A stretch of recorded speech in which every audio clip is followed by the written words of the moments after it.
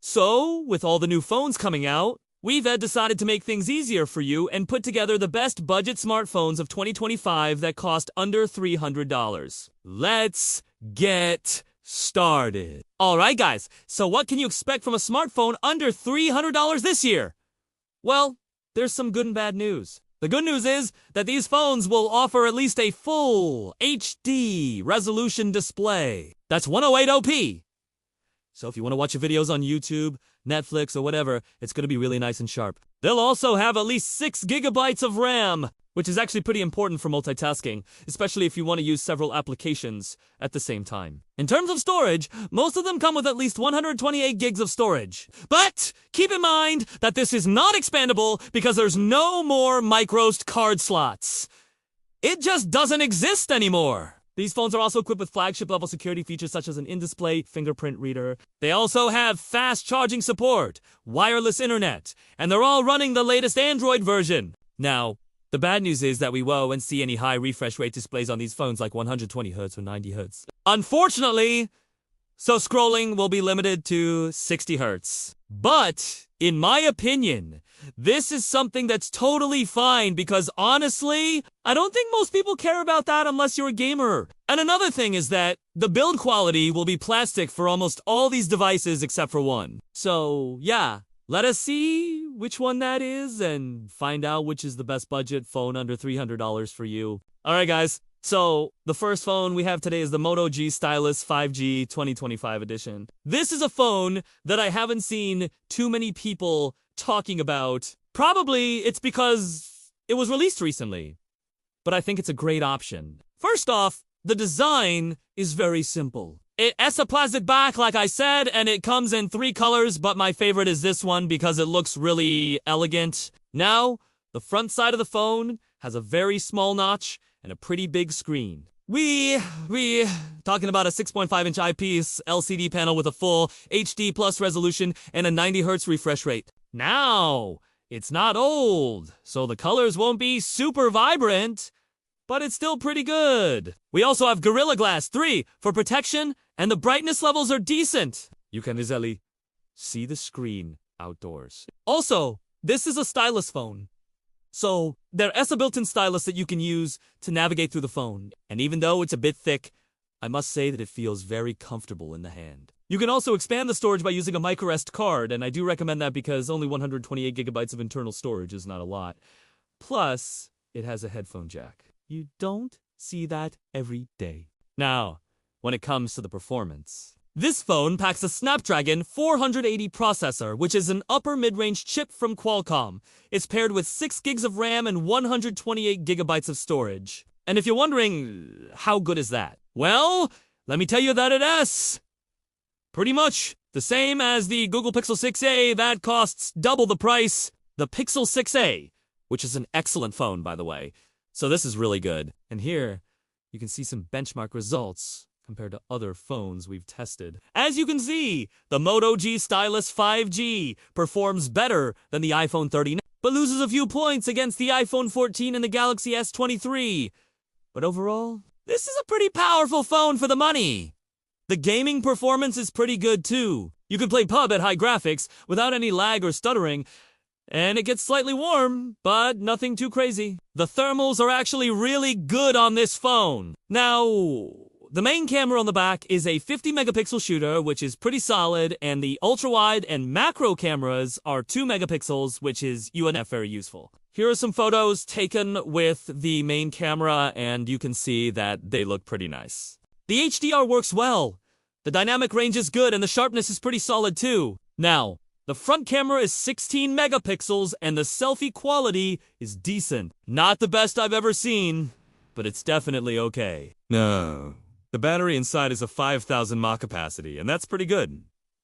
It should last you a whole day. However, the phone comes with a 10-watt charger, so it takes forever to charge, which is a downside. Overall, I think the Moto G Stylus 5G is a solid mid-range phone that offers good value for money. Alright guys, so moving on. The second phone we have today is the Samsung Galaxy A14 5G. Now, This is a very interesting device because it offers some features that you typically see on more expensive phones. For example, it has a premium design. It's made of glass on both sides and metal frame, and it looks really elegant. It feels sturdy too, and the fact that it comes with IP67 water and dust resistance makes it a very durable phone.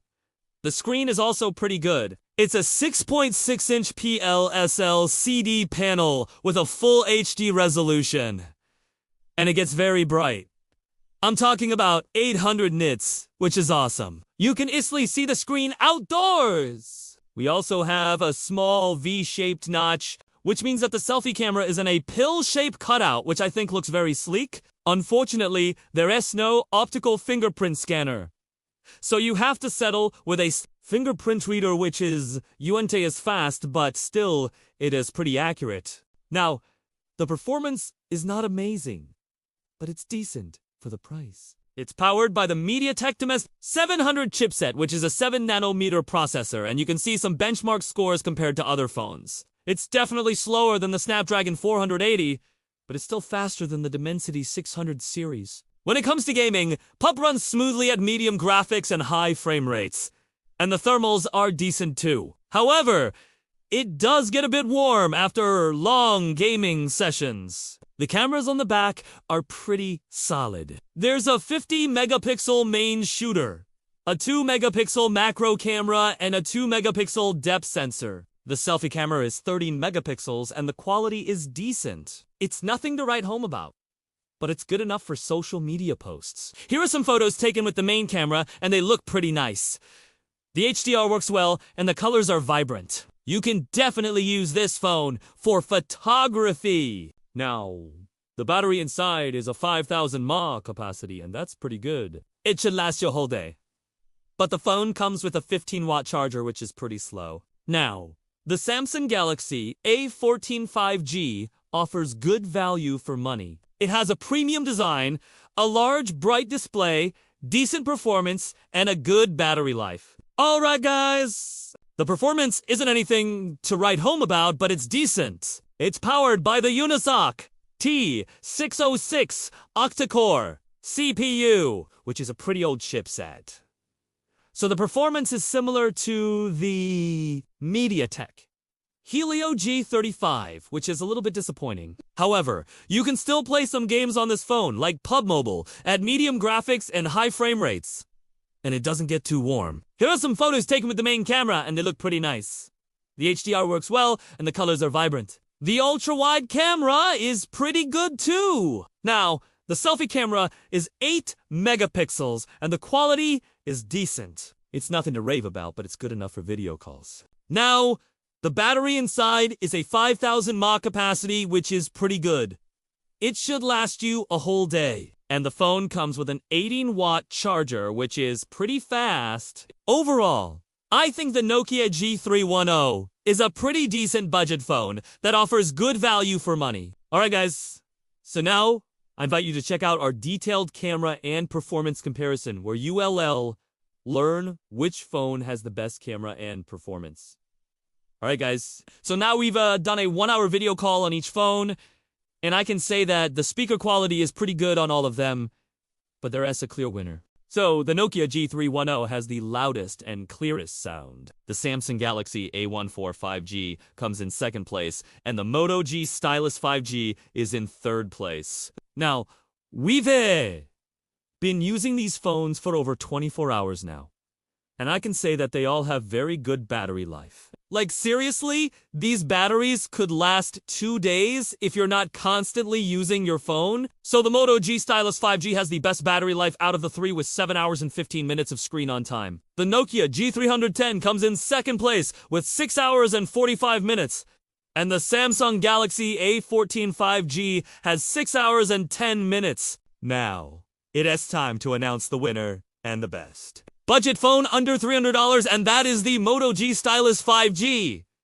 This phone packs a punch with its sleek design, impressive display, and top-notch performance. It's hard to find a phone that offers all these features at such a low price point. The Moto G Stylus 5G truly stands out as a top performer in the budget phone market. So that's all for today, guys. If you enjoyed the video, please hit the like button and subscribe for future content.